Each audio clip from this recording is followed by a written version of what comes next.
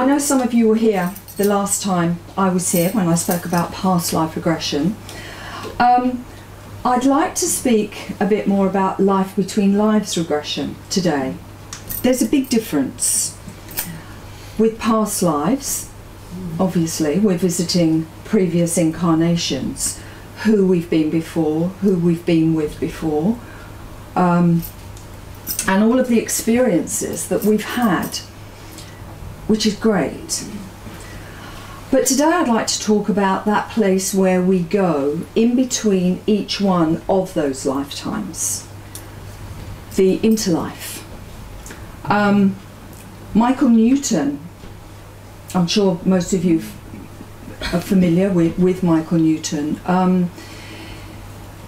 Brian Weiss too, they discovered that when they were working with their regular clients, patients as psychiatrists in America, both of them found that after a while they noticed that some of their patients were drifting off elsewhere.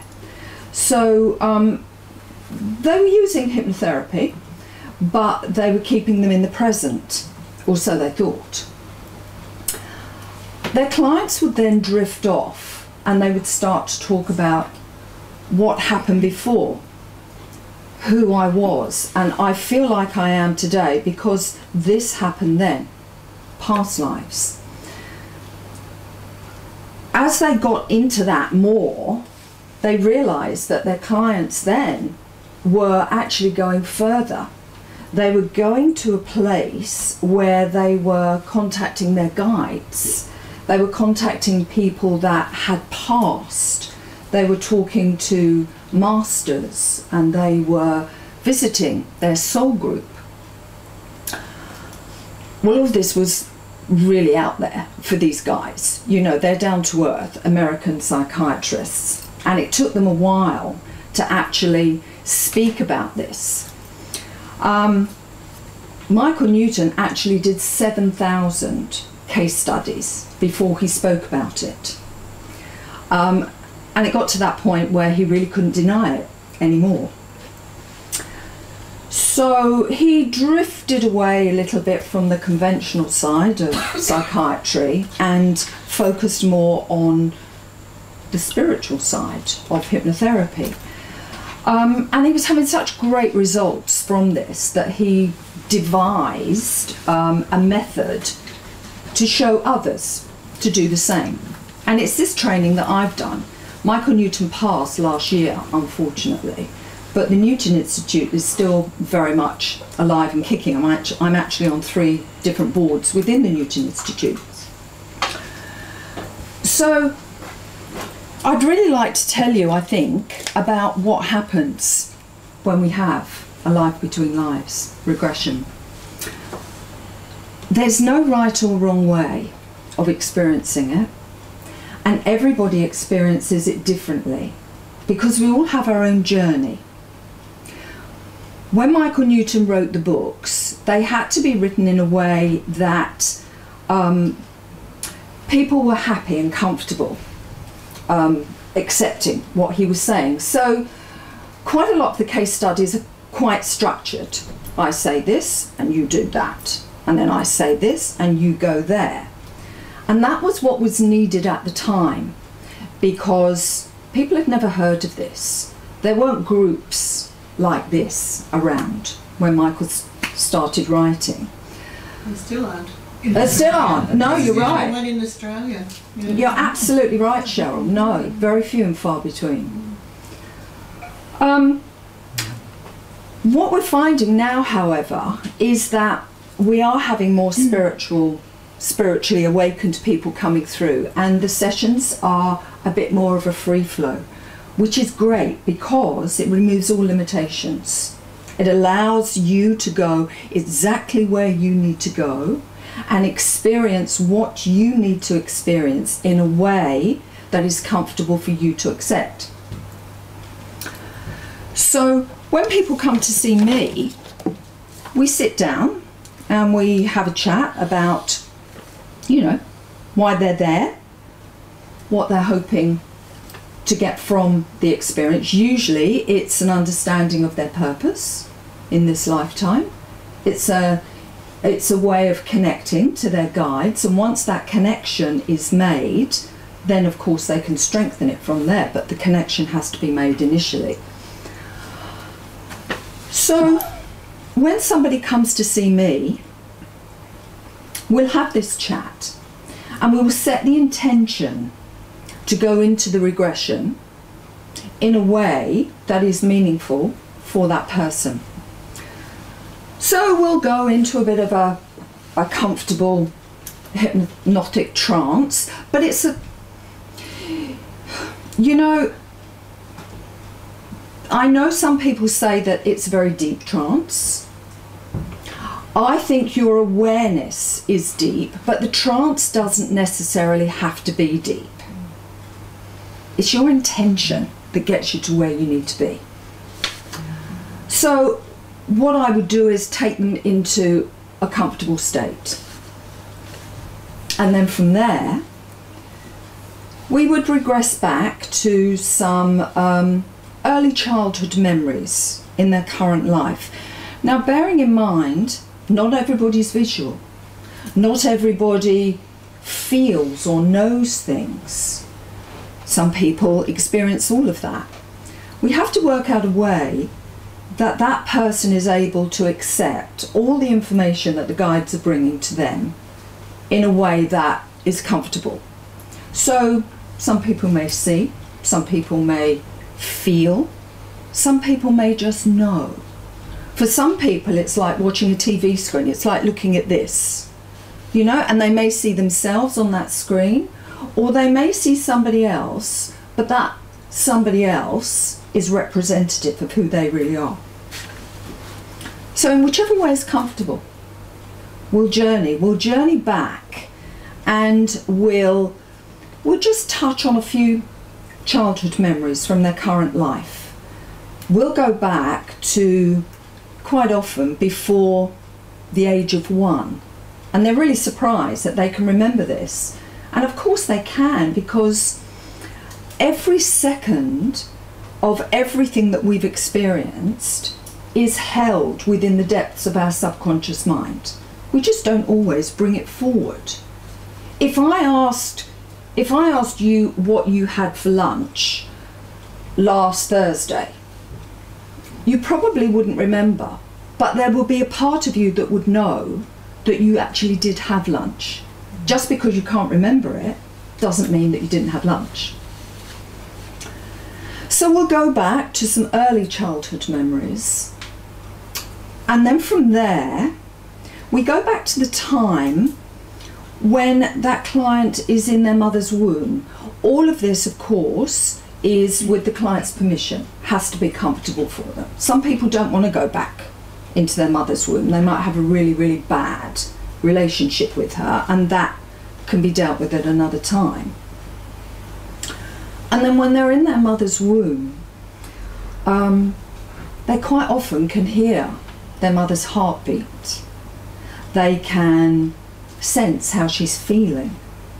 Sometimes they can alter her feelings, alter her emotional levels. You know, if she's feeling stressed, I might say to them, so can you alter can you change your mum's stress level? Yeah, I can. So how do you do that? By thought, by feeling. So it's energy. It's thought transmission through energy. And we'll spend a little time in the womb. And then from the womb, we'll go into a past life. Sometimes that's their immediate past life. Sometimes it's not. We always ask to go into a lifetime of meaning and relevance to their current life. But of course, we're in the hands of the guides. So we go wherever we're taken. You know, I gave up a long time ago questioning or, you know, arguing. I don't do that. I just do as I'm told. So we'll go into a past life and we'll do a bit of exploration in that past life. And that's a very similar way that I would take somebody into a past life regression. However, at the end of a past life regression, I would take them to the last day of their life, have them pass, get some learnings about that lifetime, and then bring them back to present day. With a life between lives regression, instead of coming back to present day, we then go off.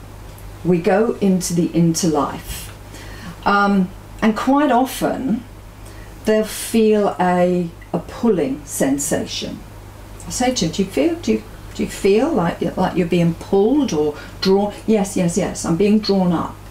Always up. Being drawn up.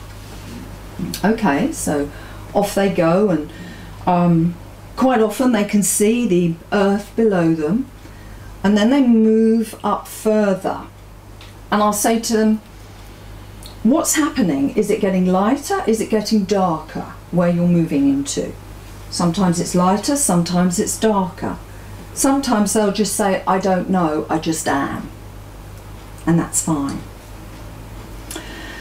So I'll just say to them, keep moving, you know, a loving power is drawing you home, you're safe. Let me know what happens next. And this is the really interesting part for me, because it's not my place to lead them anywhere. It's my place to guide them to where they need to be. It's not my place to put thoughts into their minds. I want them to have their own experience. So for me, my favourite words are, what's happening now? I say it all the time. What's happening now? Help me understand. Because it's their experience.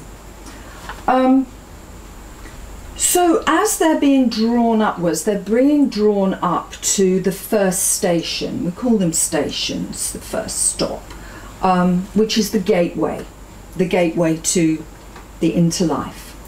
And when they get to the gateway, it depends.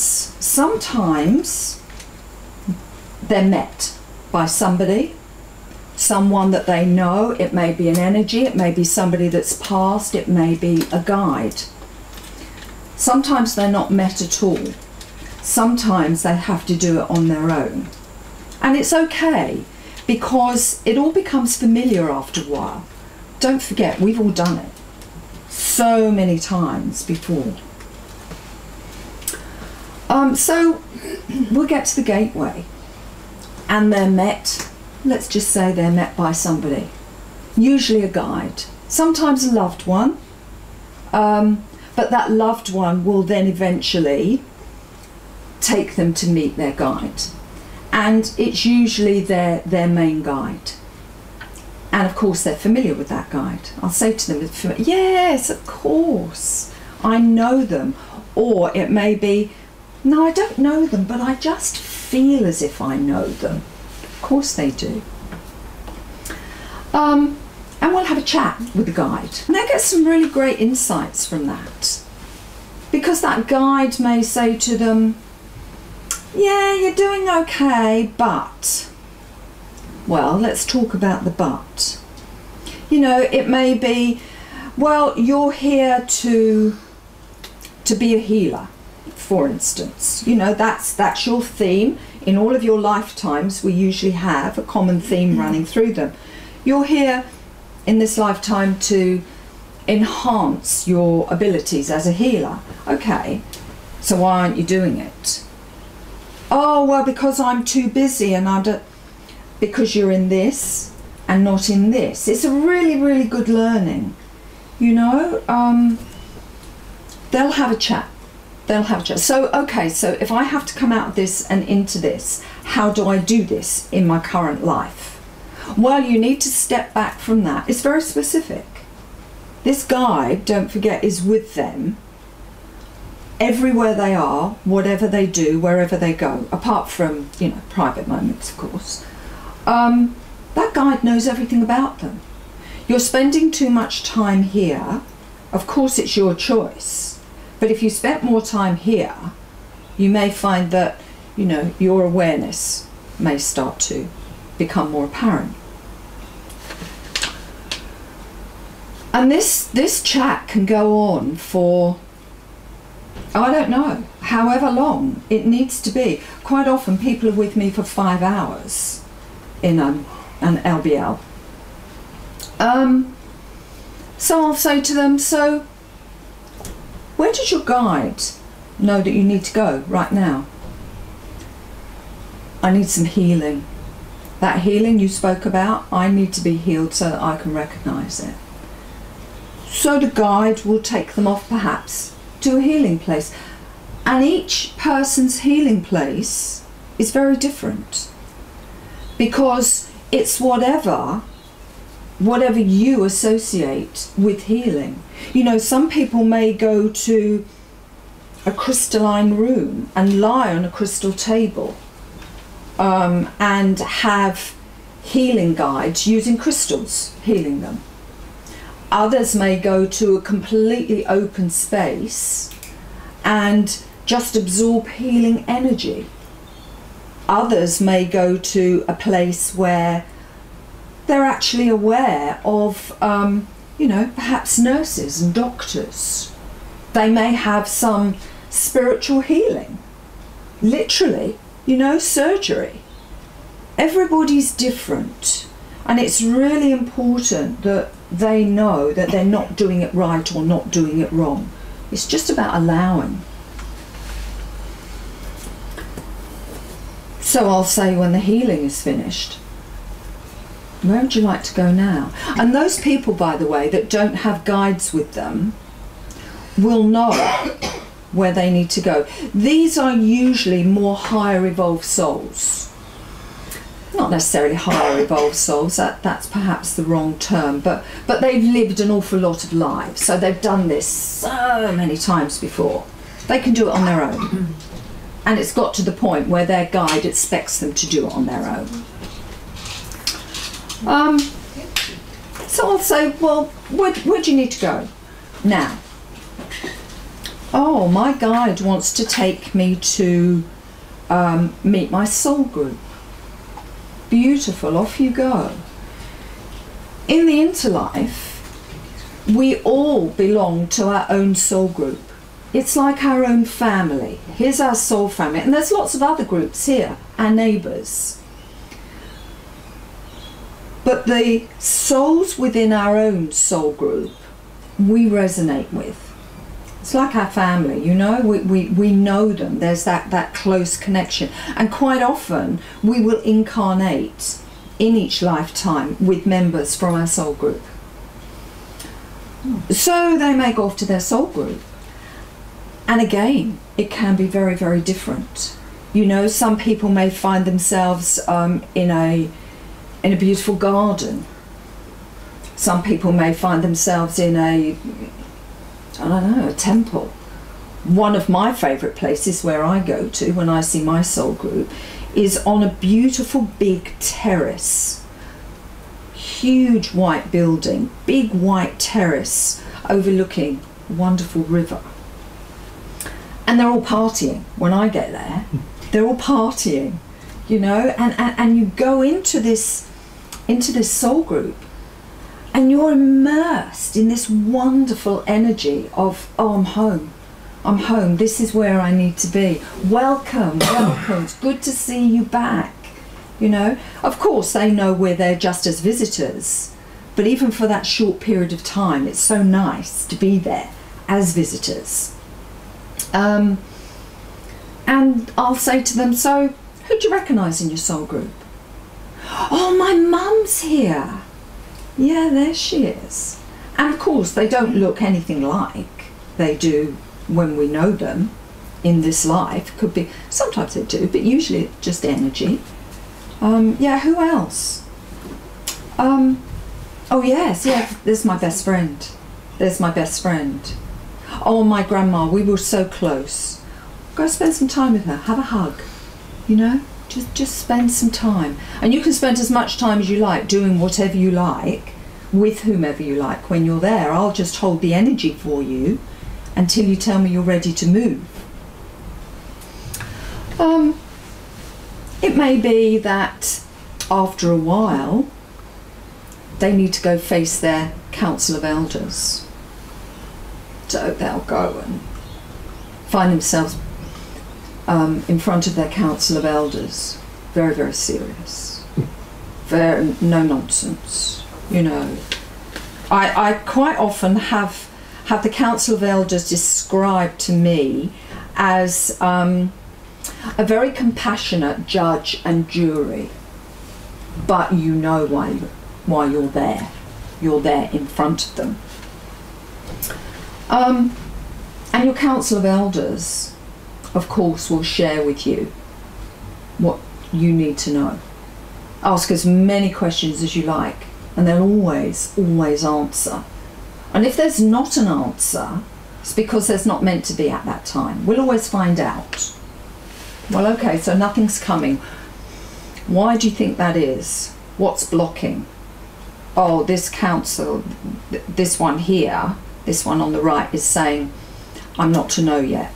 I'll know when the time is right. Who are we to argue? Really, really powerful souls. Really powerful.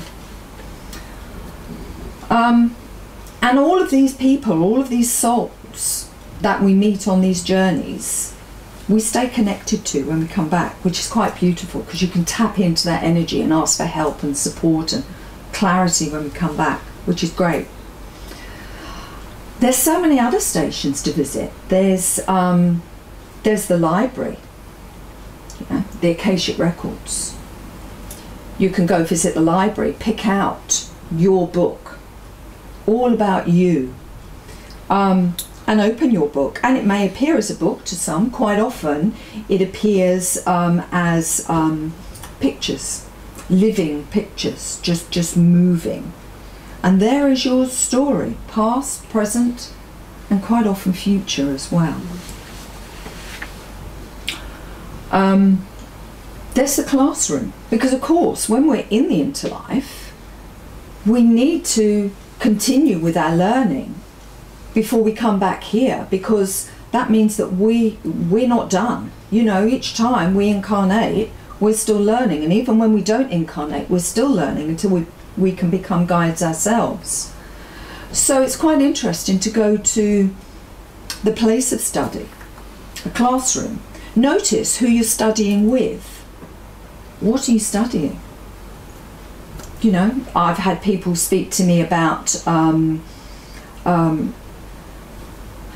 actually creating energy. Now we know here, with the limitations of our human mind, that we can't destroy energy, but I've had people actually telling me on more than one occasion that they help to create energy. There are people that help to create planets, rocks, all sorts. Whatever our theme is on our journey, that's where we do the learning. That's where it all happens. Some people feel that their theme is to specifically help others in a particular way. I had one lady come to me just recently actually, and she said, I'm just drawn to work in a hospice. She said, I don't really have any medical training or whatever. She said, but I'm just really drawn to work in a hospice. She said, and I find myself sitting with people that are getting ready to pass. And she said, I don't really know what it's all about. Does this mean I've got to go and train to be a nurse? So when we journeyed, we spoke to her guides, and her guide said, come with me. Her guide took her to her particular classroom, and her classmates were actually training to do the job that they will do when they stay in the interlife, and that is to help new souls that have recently passed over. Because of course when we pass, initially, you know, we're lost. We don't know where we are. We don't know what's happening, particularly if we're not expecting to pass. And they're there to help those people, to ease their transition. And of course, when we do pass, we get what we expect. So if we expect nothing, initially, we get nothing. We just, you know, in abeyance until the guides will gently bring us a reminder of who we are. If we're Christian, it may be that we'll see, you know, religious figures that mean something to us. People like Jesus. I had a guy the other day, I said, how's your guy present? Oh, he looks just like Jesus. Wasn't Jesus, but that's who he referred him to, because that's what he looked like. If we're Buddhist, you know, well, there might be a Buddha or a monk come to greet you. It's just something that you're comfortable with. We have to recognise it. You know, I'm okay now because I'm completely out there and fully accepting. But I know my cousin, who is a nun, when she passes, if she was met by a Buddha or Ganesh, she'd freak out. You know, she needs to be met by Jesus. And that's okay. That's okay. So the guides will present in any way that they know we are comfortable with accepting them. That's what this lady was in training for.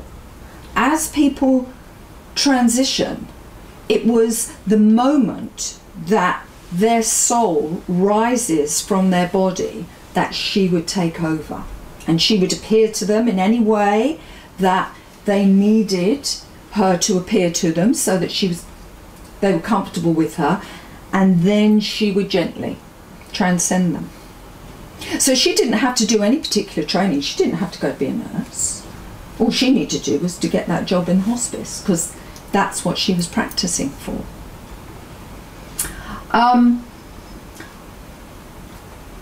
I've had quite a few people that have had lifetimes on many different planets.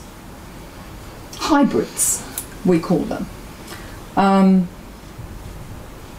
usually they've had many lives on different planets because that's where they've had their first incarnation. When we spark off from Creator initially, you know, we can choose to go wherever we like. Some of us come to Earth, some of us go to lots of other places, and that's okay. I have a very good friend who's a hybrid. She says she's from over there, and she has a difficult time on Earth. She feels as though she doesn't belong, she doesn't really fit in anywhere, you know, and she struggles. And when we did an LBL, what became apparent was that her mother is from over there as well. So she said, why on earth has this soul that I know as my mother brought me through into this lifetime? What's all this about? I don't like this. And it was purely to experience it. Purely to experience the difficulties that so many of us have on Earth. And to understand that it's okay if you don't fit in. I'm not saying it's comfortable and it's nice, but it really helps if you have an understanding as to why you don't fit in, why it's just uncomfortable here. I had a lady come to me a while ago now, and she spoke to me about her son, her 7-year-old son, this little innocent little boy. And she said, I really don't know what to do. She said he's very He's very weak. My mum would have referred to him as sickly. He was a sickly child. There was always something wrong with him. He couldn't eat, he couldn't keep food down. He really, really struggled. And I said, look, he's too young. I could do past life regression on him, but I think this goes beyond my intuition told me it was beyond that. I said, this is something bigger, but he's too young for me to conduct an LBL on him, but I can do it through you. So I worked with his mum as a proxy, and he wasn't there, he wasn't even in the room. But when we worked, what we discovered was he is a star child. He was born, he had his first incarnation on another planet and chose to spend most of his incarnations on other planets. This was his first lifetime on Earth. And let me tell you, correct me if I'm wrong, Cheryl, this is a very hard place to be. A very hard place to be. This was his first lifetime here. He was 7. Anyway, through her, I was able to talk to his guide and his higher self. And what he said was, he said, I'm used to star food. He said, I don't like this heavy, dense food on Earth. I can't digest it. I don't like it. I want my star food. So what we did was we did some healing with his higher self, but we also strengthened that connection between him and his higher self so that he could tune in to that healing energy to help him tolerate the food on Earth, if you like. He still struggles. To this day he struggles. I spoke to his mother a couple of months ago now. He still struggles, but at least he's here, and she knows why, and she knows that she hasn't done anything wrong, you know, bringing this child up.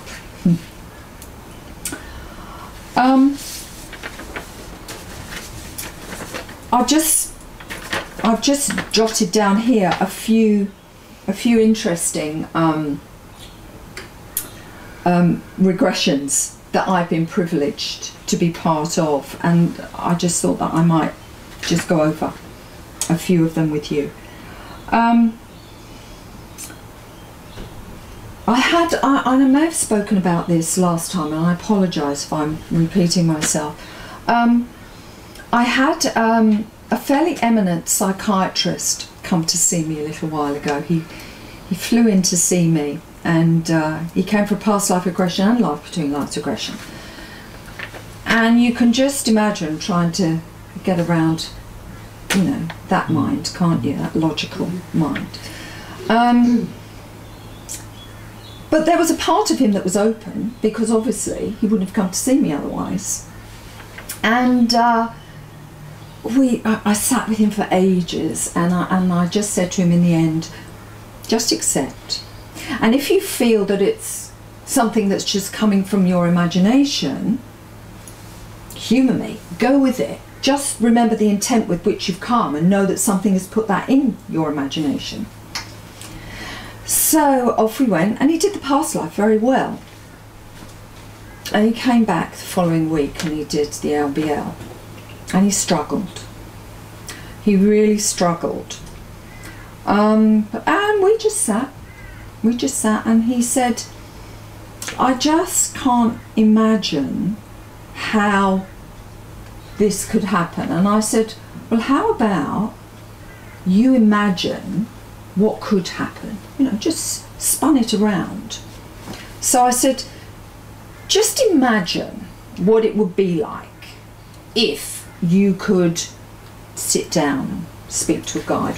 Just imagine, just think about it. What would it be like? Anyway, he actually went into his imagination, so he thought, and he found himself sitting on a bench next to his guide. And this guide gave him his name, and they had this huge long chat. And he said he was aware of another place, and this other place had big high walls and gates. And his guide said, no, we don't need to go in there.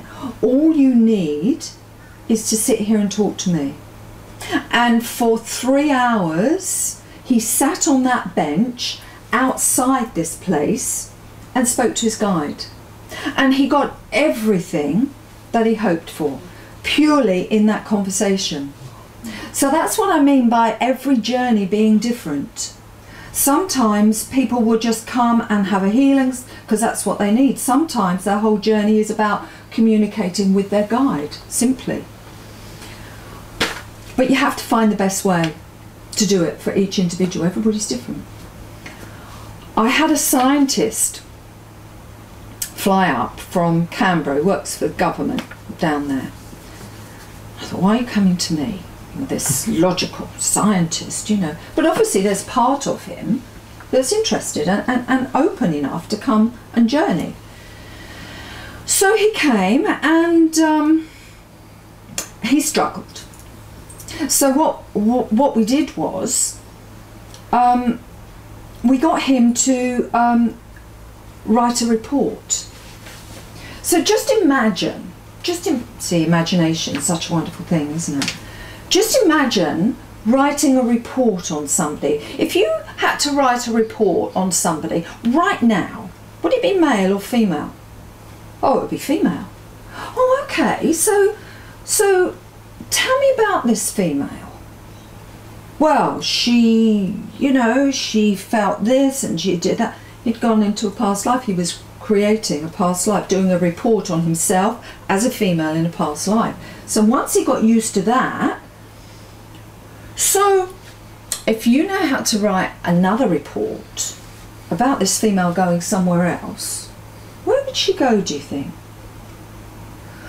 Oh, so this report would be on her meeting somebody on a much, much higher level than herself, gone into the interlife. And off he went, and he wrote this report, and this report would be about this, and we would do that, and we, whatever's comfortable, whatever works for that person.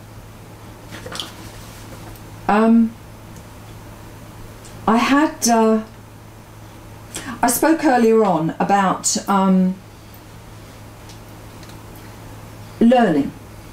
learning on what it is that our theme is all about in between lifetimes. I had a few months ago now, I had a very logical, down-to-earth farmer come to see me. Now he's a very successful farmer, but he also was a farming machinery manufacturer. He made all of this machine, and I think me and technology, we don't go together in the same sentence, but from what I can understand, he had created some really special stuff that was in quite high demand. So he's creating this stuff to use to farm the land. So when we went off, it turns out that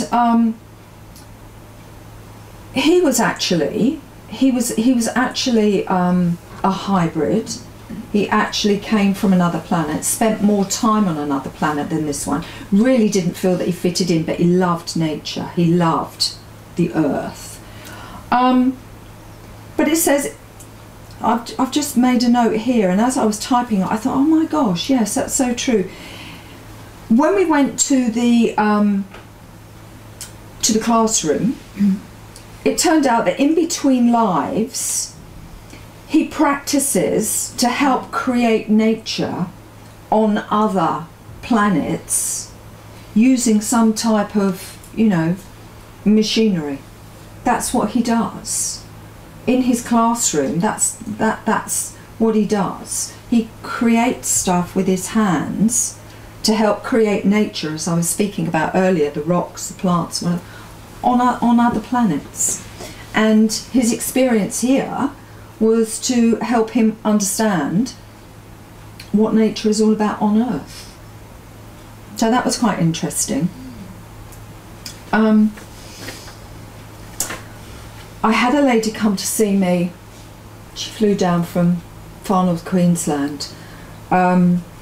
She had terminal cancer, and she was an atheist. So for her, you know, what's going to happen to me?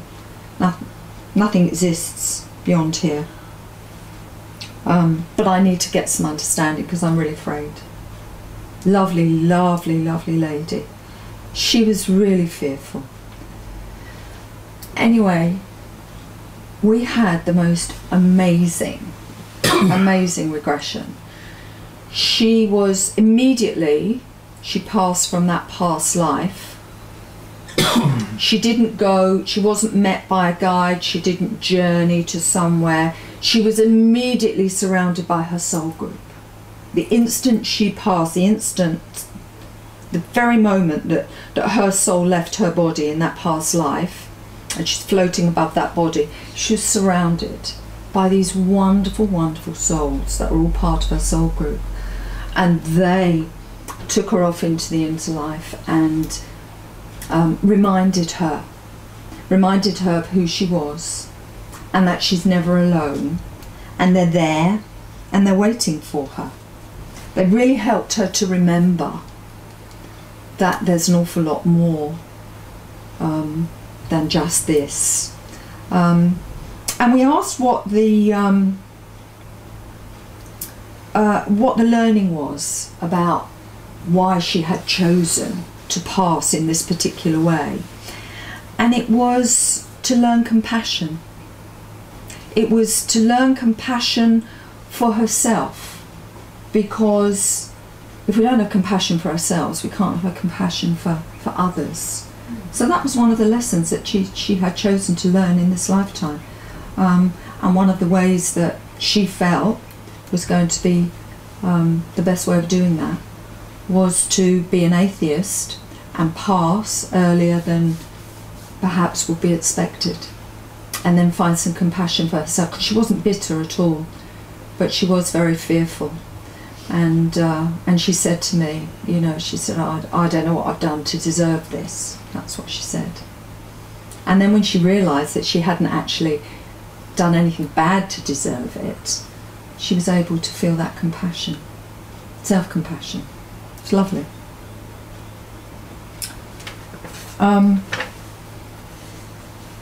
I had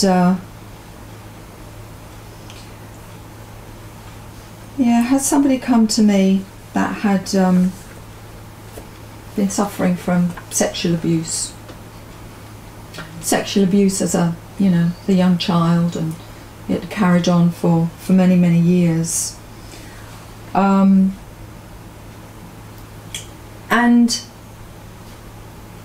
what we found out was this soul that was inhabiting the body of the abuser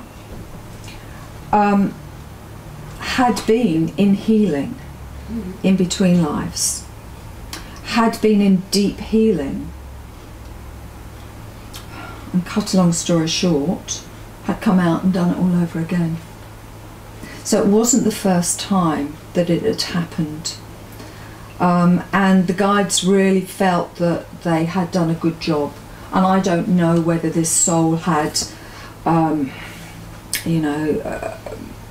just tricked them into thinking that, yes, I get it, and I'm okay, and I'll go back and, I'll behave myself this time. I don't know. But I know that it had been in very, very deep healing, been out, let out, and I guess exercised his choice of free will and abused again. This time,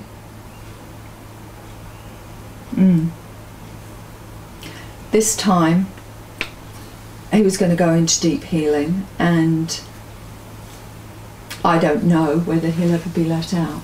I can't say. I don't know. Who knows? But I know that when he passes from his current life, he will be held probably a lot longer than he was the last time. This client, interestingly enough, because this particular regression was quite profound, quite often the guides will speak to me through the person that I'm working with. They'll speak directly to me. And this was one of those occasions, and this is completely separate to the abuse situation, because she accepted that, because she knew on a soul level that she had agreed to help him to fulfill his pledge that he wouldn't do it again. She had fulfilled her part of the contract. She had done everything she needed to do. It was him.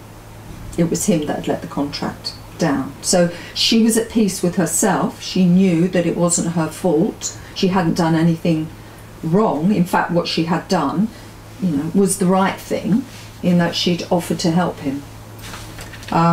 What he had chosen to do with that was beyond her control.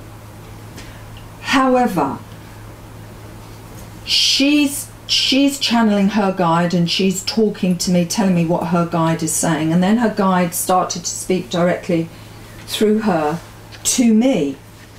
And this was fairly recently. I was 10 days off going on a well-needed holiday, my husband. And the guide said to me, "Be careful of the holiday." So I said, why? So they said, serious illness. Serious illness. What, me? No, somebody close to you. So I said, how serious? I feel death. I feel death. So she was using some words from the guide, but she was also trying to, use her own words as well. So I feel death. They were her words. So I said, well, thank you. I take it as a warning. So we went off on holiday, and my husband has to take medication every day. Now, my husband travels, those of you that know me, my husband travels constantly. He's out of the country more than he's in the country on business. So he knows how to take his meds and when to take his meds. And he's been on them for years. For the first time ever, he OD'd on his meds. And it really made him seriously ill while we were away. It got to the point where we thought, oh my gosh, I wonder what the doctors are going to be like in this place that we're in. We were fairly remote. But then we worked out what it was. So he just needed to rest. But this is somebody very, very close to me who's very, very ill. In addition to that, while we were away, my husband heard of not only one, but two very close friends that had passed while we were away. So we get all sorts of information through, all sorts of knowledge, and I'm very fortunate that sometimes those messages can be for me too, which is great, wonderful for me. One of the other interesting ones I had was I had a guy come to me, lovely man, young man, and he'd recently lost his mother, and he was distraught, absolutely. More so than perhaps normal. This is a couple of months after his mother had passed. And it was just like she had passed that very day. He was crying, he was distraught. He said, I can't eat, my wife is really worried about me. He said, I just feel I've lost part of me, which gave me a clue as to what might possibly be going on. Well, I didn't say anything to him at the time, but what we found out from the regression was that his mother was his twin flame. Now what happens is, you know, we are one energy body, but we can split off into different streams of energy, so we can actually manifest our energy in lots of different bodies at different times. So there's a part of my energy, there's always a part of us that's in the universe, our higher self, that's what anchors us there. But there's a part of my energy that's in my body now, and there might be another part of my energy that's in, I don't know, a young boy in Africa. There could be another part of me that's in a body in a lady in Siberia in the 17th century, if you are comfortable with the, you know, the theory that everything is happening all at once and there's no time anyway. What had happened with this guy was, here's his energy, part of him had sparked off into his body and another part had sparked off into his mother's body. So that's why they were so very, very close in this lifetime. And when she passed and she went back to the whole, he was left bereft. It was like there really was a part of him that had left, and that's what he was missing. So there's all sorts of stories that I could tell you about the people that I've had the privilege of journeying with, and no two are ever the same. What is interesting is that quite often they might have their own experience about in a way that's similar to somebody else. You know, that they may all well go to, I don't know, the library, but when they look at their Akashic record, it may be, you know, a different scenario, but they're still doing the same thing. You know, they might meet their guide, but they might say, no, I can't see anybody, I can't, no, but I'm just getting a sense. You know, everybody experiences something similar in their own way, but each journey is very, very different. And I'm so, so privileged to be able to be part of that. And that's my life, and that's what I do. Thank you, universe, 6 days a week. So thank you for listening. Yeah. Thank you.